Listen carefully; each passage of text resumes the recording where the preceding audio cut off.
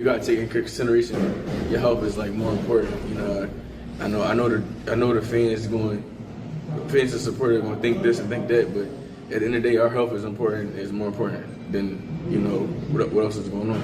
I'm about to be 28 in a week, so I feel like it's just that time. I've been at 47 for, like I said, 9 years, almost going on 10 years, and I sucking all the way down to 47. I feel like it's just kind of like a lot, and even with the nutritionist, like we got blood work and stuff done and things like that, just to see like what I'm missing and what I need, and it basically was telling me like I'm underperforming, like I'm really like at probably 30-40%, fighting these fights, and that took into consideration, as well, and so it was a lot of things.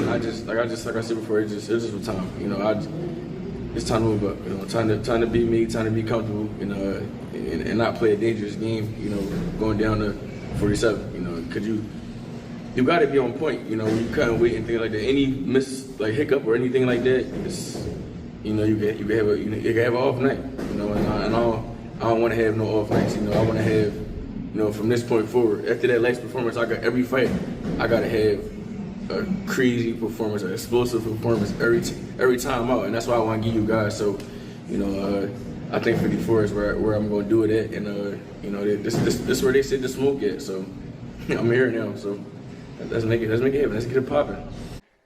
About the future, I wish I had a certain fight coming up, but they heard Brain Norman the Storm coming, and I know what happens when the storm comes. You grab your boots and run. So, we shall see what's next for me. Hopefully October or November we can get some in, but we shall see.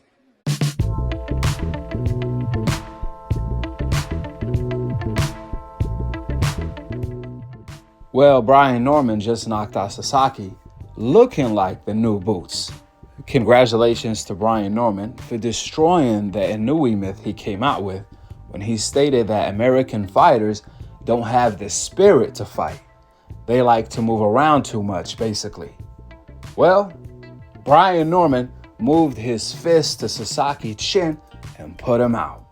He definitely have the spirit to fight, if Inoue didn't know before. The bad news, Brain Norman is one of million fighters that have the spirit to fight from the USA. Anyways, obviously the fight to make at 147 is Jaron Ennis versus Brain Norman for the same reason we saw this morning when Brain Norman knocked out Sasaki. On the other hand, Jaron Ennis just knocked out Stenonius in a spectacular fashion. So clearly by far, the best two fighters at 147 right now are the proven champions, and that's Jaron Ennis and Brain Norman. Now the fight bigger than ever at 147.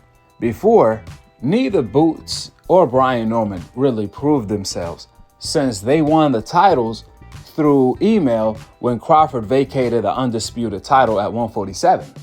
And that's why Boots, before leaving the 147-pound division, he wanted to prove himself as a champion by fighting another champion since he didn't like how he received his title the first time around. And that's why I really didn't care much for the 147-pound division when it came to Boots unifying against Barrios and Stenonius, since I felt like they weren't really champions at 147. That's why you heard me say Boots better off fighting Teofimo Lopez or Devin Haney, because they are bigger names. Floyd Mayweather became the Jordan of the sport, not by fighting champions and becoming undisputed. That's a great thing, but Floyd more so had a different strategy. He went after the names. By beating the name fighters, Floyd Mayweather became the biggest name. And that's how Floyd Mayweather did it. What do you think is a bigger fight or a more important fight? Canelo versus William Skull for the undisputed title at 168, or Canelo versus Benavidez? Which fight is a better, bigger, legacy-wise and money-wise? We all know it's the name fighter, Benavidez, more so than the title fighter, William Skull. You see, if Floyd was in Canelo's shoes, he would have had been fought Benavidez a long time ago.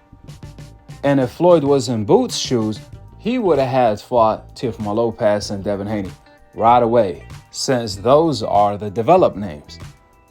I mean, you ain't going to get a bigger name than Devin Haney at 147. We all know, everyone mentions Devin Haney 24/7. You beat him, everyone is going to mention you 24/7. Either way, Boots didn't see it that way. He only wanted the titles. However, ironically, a day before Brian Norman fought, Boots announced that he's moving up to 154. Interestingly enough, Eddie Hearn actually sent Brian Norman another offer to fight Boots Ennis for later this year. However, Brian Norman turned it down because he had a fight coming up. He told Eddie Hearn, I can't negotiate a fight right now. I can't agree to anything without knowing the results. However, the day of the fight, after I take care of business, we're going to handle business and we can agree to the contract then. However, Eddie Hearn didn't want to wait. And all of a sudden, before Brian Norman fought Sasaki, Boots announced that he's moving up in weight. Now, this is a strange coincidence. Even though this may lead you to believe Boots is avoiding Brian Norman now, however, I think it's just bad timing. I think Boots realized he needs to move up to 154. You guys heard Boots explain the reason why he's moving up to 154 is because of his health. He does not want to damage his health. He does not want to kill himself making 147 anymore. Boots stated that he ran a blood test during his last fight against Stenonius. The doctors told him, after reading the results of his blood test, that he's underperforming by 30 to 40%. That's a huge percent. This further exposes Tank excuses when it came to Devin Haney being too big, Lomachenko, etc., etc., etc. Everyone was saying Devin Haney is a weight bully. But there's consequences to everything. Yeah, you're going to have a weight advantage, but you're going to be only 30 to 40% of yourself or less than yourself. And after seeing how everyone discredited Devin Haney when he decided to stay at 135 for an extra 2 years, even though he was killing himself to make the weight, all for the legacy and money fights that the fans wanted to see. But instead, they said he was a weight bully, even though by that point, Devin Haney being at 135 was no longer an advantage. It was a disadvantage since he was killing himself making the weight, like Boots pointed out.